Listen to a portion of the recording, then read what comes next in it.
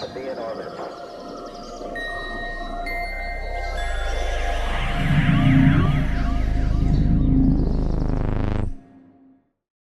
Welcome to the second part of our captivating conversation with Sarah Gamm. In part one, we explored Sarah's work on analyzing UAP for the US government, but today we dive into the other side, mediumship. In this episode, we explore the profound experiences that have shaped Sarah's journey, from her first encounters with the spiritual realm to the life-changing moments that have defined her path. We discuss the nuances of mediumship, the difference between psychics and mediums, and the incredible stories that illustrate the power of these connections. So, sit back, open your mind, and join us as we embark on this enlightening journey into the unseen.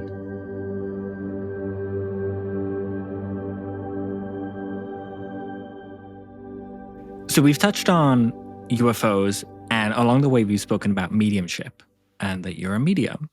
And so I wanted to just dive into that with you, starting with a real basic question for people. What is mediumship? How would you describe it as a medium? Yeah, it is a medium connects to loved ones, but not just loved ones like in heaven or on the other side, whatever your preference is to call it. I can connect to what is called spirit guides. So we have a team of people on the other side that look out for our best and highest good and are helpful in different aspects in our lives. And I could connect with them and also connect with angels. So a medium can connect with loved ones and then go beyond that a little bit, but not all mediums. There's a phrase, and I really hope I get it right. All psychics are mediums, but not all mediums are psychics. So psychics predict things. They have more of clairvoyance, of knowing, and claircognizance of seeing the future. So I could do both. And so the more psychic things are, messages that I might get from those spirit guides that'll say, yeah, buy that house, don't buy that one. Or you'll give you suggestions because they do want what's best for your highest good. And so the angels, communication with angels also can be more of a psychic situation where they could help you out on decisions or let you know, yes, you're going to meet this love. You got to be patient. You got to go through the mud first. So mediumship is, and my connection is maybe different than another mediums and people have, a reading with. I get all my senses. So all your clairs, there's, I think, 5 or 7 clairs. I forget now, like what you might want to include, but hearing, seeing, tasting, smelling, knowing, feeling. So if somebody's loved one passed away from, a heart attack, I will actually feel the heart pain. I have felt like an aneurysm before. I have had, bowel issues from somebody passing away from like IBS and so I actually do I physically feel all of that and I have those symptoms. It is usually temporary, but yeah, I guess it's hard to describe a medium because each medium is different and we connect in a different way, and I don't want to disrespect all the other ones that might have a different response to this question. That's fair enough. And I've dabbled in remote viewing and like a little bit of tarot, and I've also spent time seeing mediums, and everyone has a different technique for doing what they do. And that's why I always ask them, what is it to you? Because I think we're all trying to fit an experience into a box that consists of a word that no one really uses in the same way when they say it, When you say angels and others, how do you tell the difference in that moment? Good question. So not all people can connect to angels easily because it is a very high vibration. So when we as a human, we have to raise our vibration and a loved one has to lower theirs. And so spirit guides are a little bit higher vibration. Angels are even higher than that. So the higher the vibration, they always have to, we have to like meet in the middle. So not all people can communicate with angels easily. I actually can see them. But when I sense them around, there's different indicators. So like going through spiritual training classes, the teacher taught us to help indicate whether it's an angel or a spirit guide or a loved one. So it's a different feeling. I see something different. So they let me know what's coming in a different Okay. way. So like if something comes in on my right side, that's a loved one. If something comes in on my left side, it's a spirit guide. If I feel it appear, it's an angel. So that's for feeling it. And so for seeing it, like when I connect to um, guardian angels, that's different than just another normal angel. So guardian angels to me come forward as like a typical angel looking form, but it's like a little blurry, but there'll be a color associated with them. Interesting. And so that's when I know it'll be a guardian angel.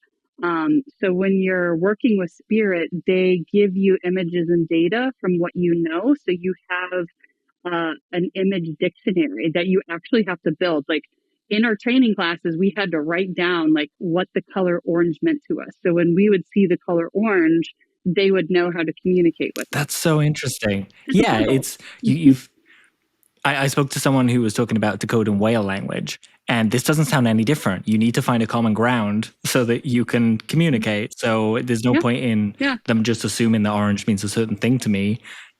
We need exactly. to. And so they'll show me, so like as I grew up being Presbyterian, so like Jesus is going to look different to me than somebody who grew up Catholic because our image of Jesus in church was different, or Mother Mary, Mary Magdalene, like all those people are going to appear different to me versus somebody who's Catholic and had that upbringing. So spirit comes to us how we can portray and see them, which I think is really cool because my whole life has been around, my science-based perspective on things. And then all of a sudden there's rules, but there's also kind of no rules. Things are a little bit fluffy and they're puzzle pieces and there's this freedom of my mind that I finally am experiencing and allowing and trusting the universe to come forward. So when I see that guardian angel with a light purple color, that's them letting me know it's a guardian angel and giving me this message. And sometimes that color is usually a favorite color of the person, or it's a color, a favorite color of a grandmother that's passed away. So they also have a connection to this color from the guardian angel. That's amazing, and it gets me like right in the chest because we all have a framework for talking about things, right? And when we speak about UFOs and other experiences like poltergeist or what people call a hitchhiker, what you just said and spoke about is kind of in the same realm, right? Like it's not that different from any experiences. And especially when we talk about being science-minded with it, I forget the guy's name now, but there was a Nobel Prize winner whose idea, he said, came from a glowing raccoon that came to see him in the middle of the night. And it's like, well, what is this if not part of the phenomena? It's really strange, isn't it? Mm-hmm. Yeah, and it's really cool learning how simple it is too. But then to talk about it. So like when I have, a client and I'm doing a reading, a sunflower means something totally different to me than it does to them. And so instead of giving my interpretation of what a sunflower is, I'll just say sunflower and it'll be completely different. So I have to learn how to trust how to put that puzzle together with the person that's paid for my services, and because this is about them and not me, right? It's really neat to connect in a way that gives me healing as well. So it's every going through the training classes, you learn quickly that whatever client comes to you, you also need healing from them as well. So putting these puzzle pieces together in a way that somehow ends up providing healing for me too is really neat. That's really interesting. So I've done 2 ayahuasca ceremonies in South America, That's and cool. in both ceremonies, I was told that the shaman needed something from me that I didn't know I had as well, that it was that kind of interaction. We were healing each other. And so again, there's another area now, DMT, and people talk about DMT elves and things like that it's kind of the same language and experiences is there too. Mm-hmm. Lots and lots of crossover. But how did you first find out that you could do this? What convinced you it was real as well? That was terrifying moment. I didn't know what was happening to me, but my whole life, along with, knowing Mulder's sister is out there, I've also really been a part of the paranormal. I've loved ghost hunting shows. When I was little, I read every R.L. Stein book possible, all of the, nightmare books and ghost story books. So I've always had a flavor for it. And I first saw my ghost when I was in middle school. I think I was like 12, maybe 11 or 12 when I actually saw my first ghost and had my first encounter. And then high school, I think I saw more. And that just progressed over the years. I would see spirits regularly. And then one of my grandmothers I was really close with passed away when I was young. And around the age of 14, she started coming to me in dreams. And I didn't know at the time that was called a vivid dream, but we would communicate telepathically.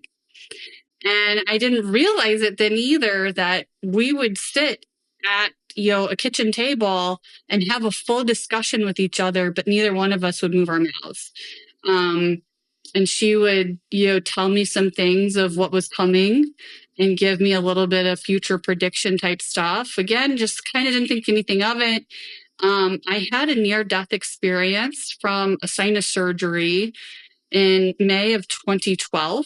And after that, I started having more psychic things happen.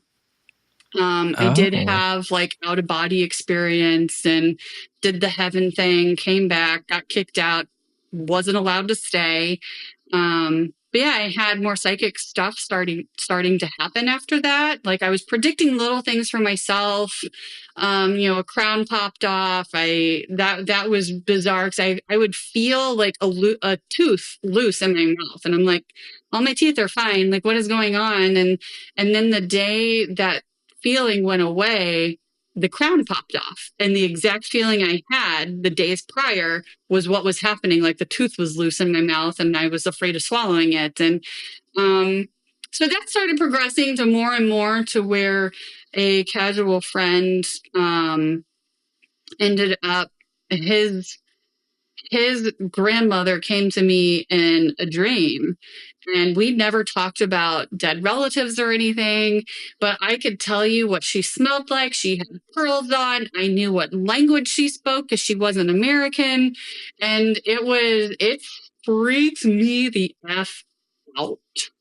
I was terrified. I did not know what was going on. And so I eventually talked to him about it. I got brave enough, and he got upset at me.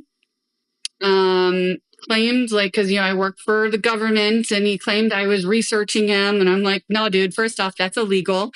And like, this is like, why are you mad at me right now? And, but everything I described was his grandmother. So after that, I needed help.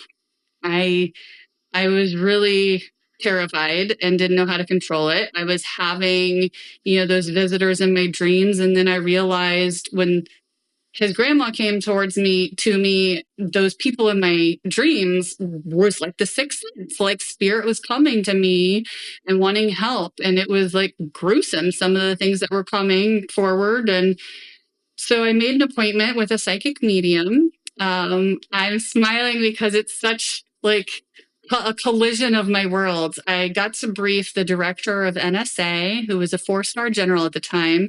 I had a career goal to brief a 4-star general, and checked that box, left my brief, and then went to my psychic medium appointment.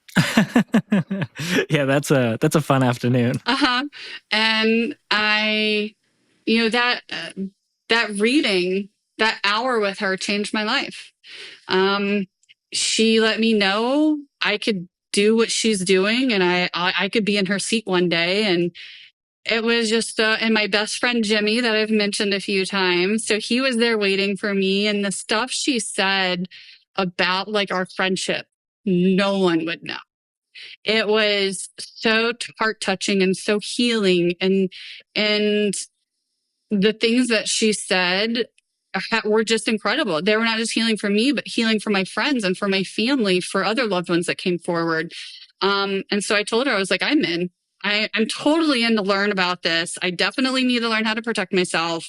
And, but I was in grad school at the time. So grad school, I worked full time and I had no time for sleep. I had no time for learning how to talk to ghosts.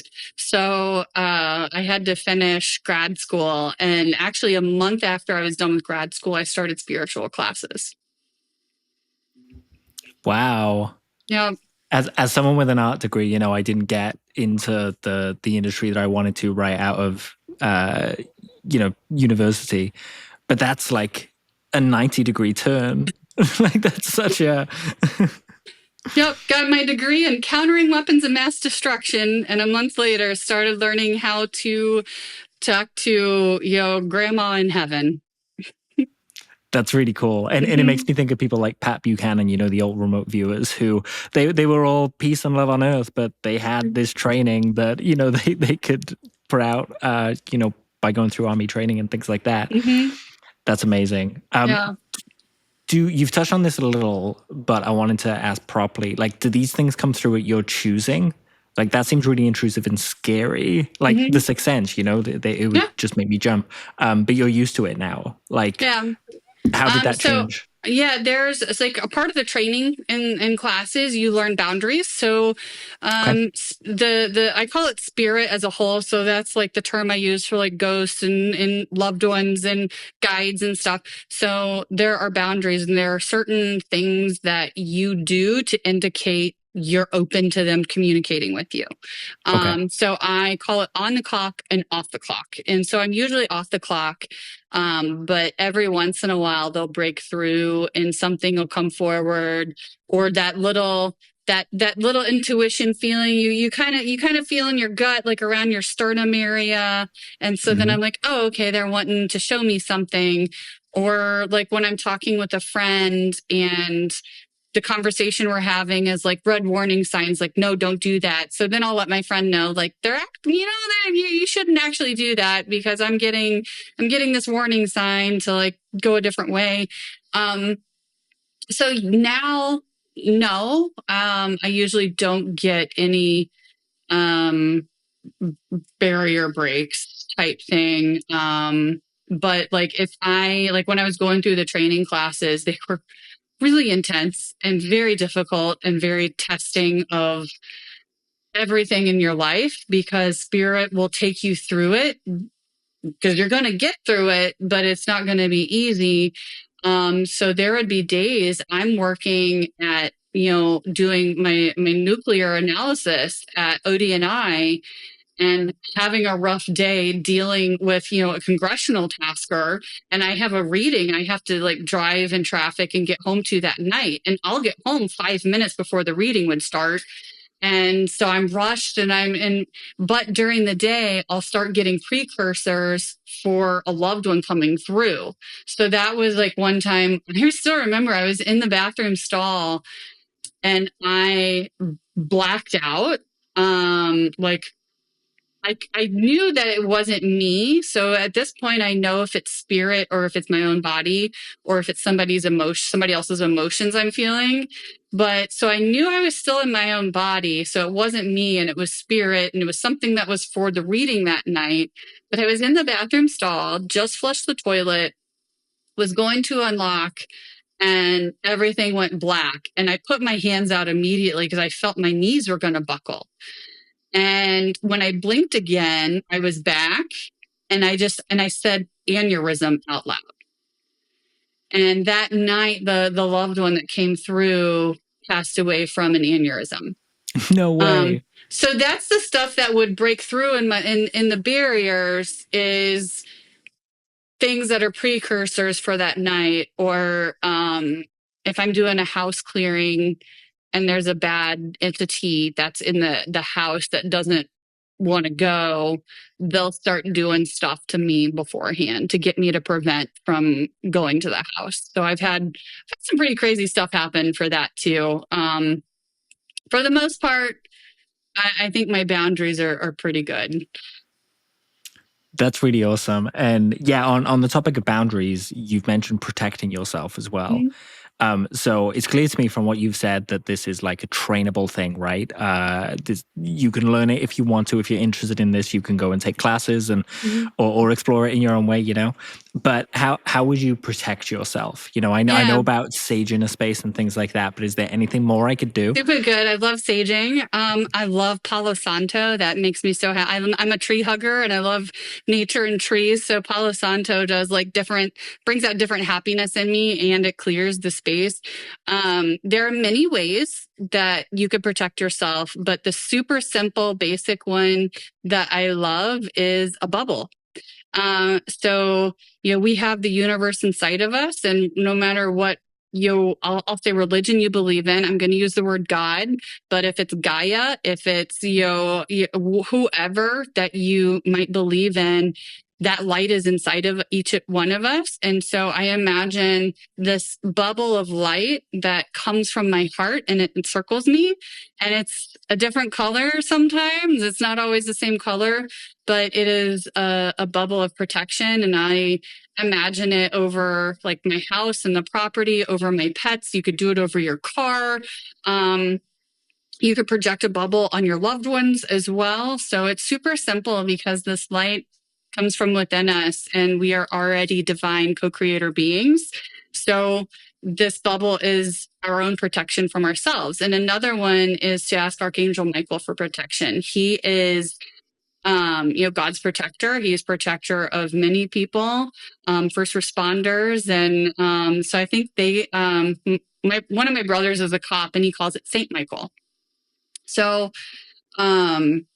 he is a big protector. And so I ask him for protection as well. So I'll say whatever comes to mind. So there are no rules, which is really great. So whatever comes to mind is the right thing because it's the intention. It's the intention to kick something out or the intention to protect yourself. So that's the biggest thing in the spiritual world is the intentions. We have our physical bodies and they don't. So they have to listen to us.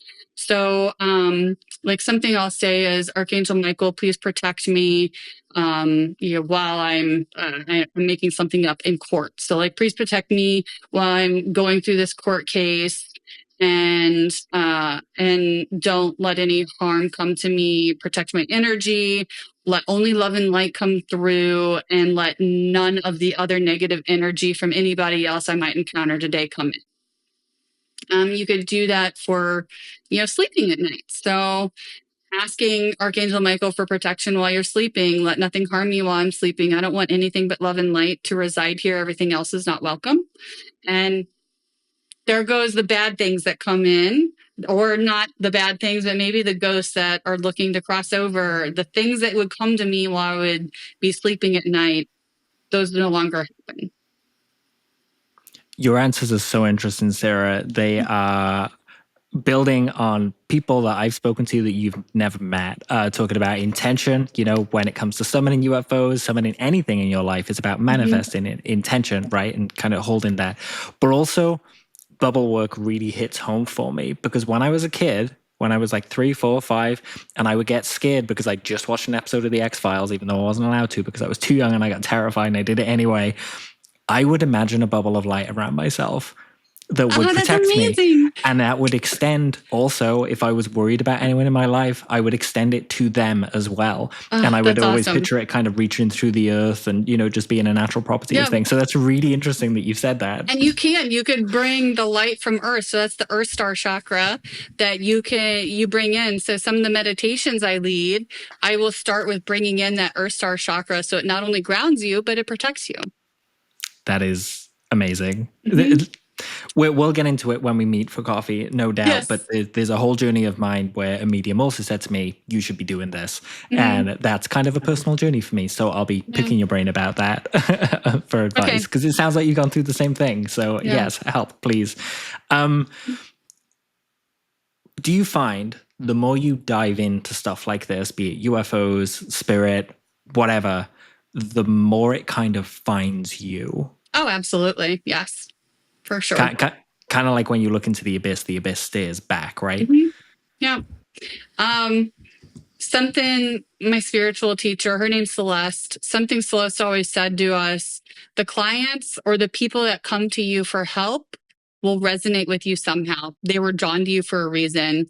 Experiences I've had in life,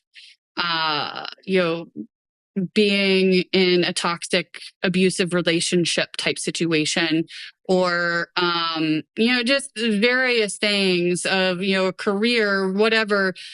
Those are who my clients are. Somebody that's been in a similar relationship that might not only need spiritual guidance, but just a personal, you're not alone situation, to let somebody know that somebody else has been through that and I made it through and here's how I did it. So it's not just spiritual advice. It's just being a human and caring. So the abyss definitely stares back, and how cool is that? Creepy, but cool. Very creepy, very cool. It keeps you on your toes, right? Mm-hmm. So I'm going to play devil's advocate now and just give voice to the people who are hearing you and I talk about this like it's real, because we've Yeah, both had our own it's like experiences. total wacko. Yeah, they would just say that this is BS, right? Mm-hmm. And I've always thought maybe it's not for them now. If they need it, they'll find it, and so on and so forth. But what would you say to someone who was challenged by this? Would you even want to say anything to them? Yeah, I don't expect people to believe all of this. I don't want them to. We need skeptics, and everybody's on their own journey. Just like when I was going through my spiritual classes, I was with a guy and he was starting to try to learn some of what I was doing. And I said, no, just because this is my journey doesn't mean it's yours. I don't want you to drink this Kool-Aid just because it's what I'm doing. And he appreciated that so much, and it made him feel so much better about it. And so he eased in at his own time and his own pace instead of jumping in the deep end and just believing. So I don't want you all to believe it. I want everybody to be on their own journey.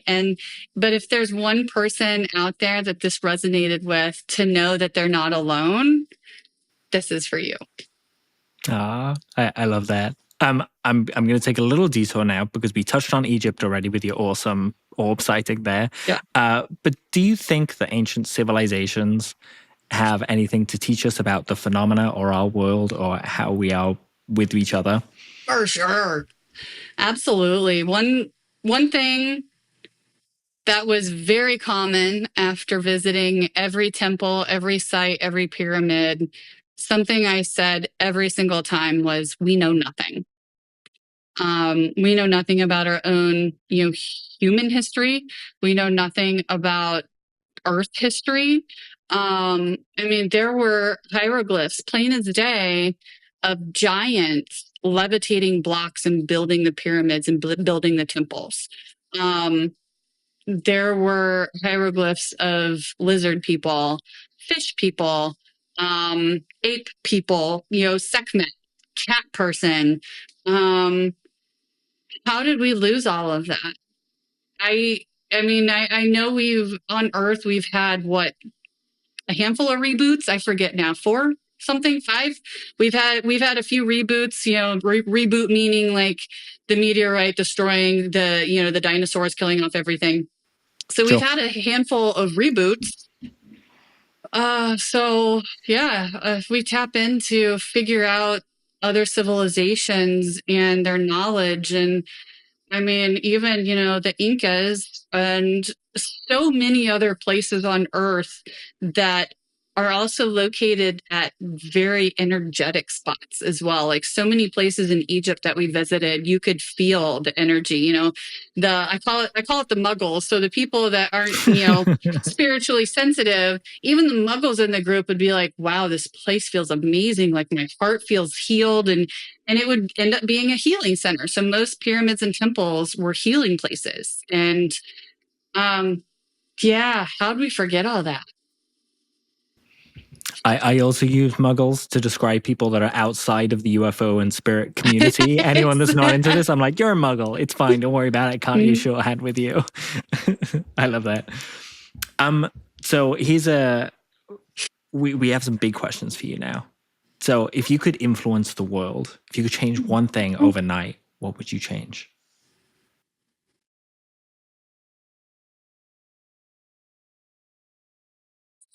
Folks to be a little bit more kind.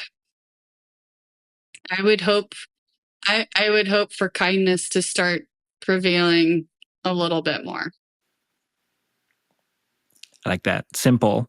And it's something that people can do right now. The next person you encounter after listening to this conversation, if you're having a bad day, just bite your tongue a little bit and show kindness instead Keep scrolling. Keep scrolling, or just there's so many ways to be kind. Every single person you see is going through something. You know, me internally go, you know, I've had a rough week last week, and you know, each one of us are going through something. This human experience in this earth school is not easy. So, you know, be kind. The world doesn't need your negative comment, or, you know, a death threat, or a suggestion. Like, I've even gotten messages suggesting I should off myself. Like, keep scrolling. Yeah. Please never listen to those, Sarah. The world would be worse off without you. Thank you. Definitely not happening. Y'all got to put up with me a little bit longer. So that kind of thing is an example of the chaos just going on in the world right now. It's a mess. There's some positivity, but obviously you look at the news, everything feels heavy, claustrophobic, and like it's going nowhere positive fast. And so, you know, we could argue the mental health of the planet is probably at an all-time low, more connected than ever, and it's all bad news all the time. So what do you do to find peace? I go out in nature. That's my sanctuary. Lots of hiking? I do. Well, not right now in the heat wave and the humidity. Sure. But yeah, I go out in nature, and you know, it's unbelievable what happens when you sit still and there aren't many bugs. But when you sit still and you let the trees talk to you, and then, you know, I sometimes will tell the trees what's going on and complain about something, and it's pretty cool how much better you feel. Or if you go to hug a tree, sometimes I'll even like hug a tree and I'll just put my forehead on it and I'll take a few deep breaths in and slow exhale. You feel different. It's yeah, it's so cool how, you know, I grew up a farmer. So I grew up doing that kind of stuff and having my hands in the dirt all the time. And now I realize how important that was in my childhood, because I've always been this optimistic, bubbly, sparkly person, and how important it was to have that nature around me to ground me, because I have always kept my parents and my family on their toes. Well, definitely after recording this, we are going to meet up and we're going to go for a hike, and you're going to show me your favorite spots. Yes, I was so upset we couldn't meet up a few weeks ago. So yes, we are overdue. And absolutely. Congratulations too are in order in person. Thank you. Yes, absolutely. And you know, you met Elena before in London, so we'll have a nice hike in the US.